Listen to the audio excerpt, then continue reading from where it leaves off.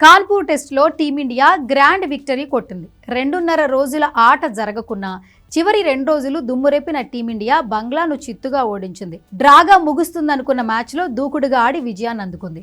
పాక్పై గెలిచి ఓవర్ కాన్ఫిడెన్స్తో భారత్లో అడుగుపెట్టిన బంగ్లాదేశ్ 0-2తో వైట్ వాష్ చేయించుకుంది. కాగా ఈ విజయంలో బౌలర్లతో బ్యాటర్లు కూడా సమిష్టిగా రాణించారు. అయితే కోచ్తో గౌతమ్ గంభీర్ బంగ్లాదేశ్తో సిరీస్ విజయానికి 100కి 100 మార్కులు సాధించాడని చెప్పాలి.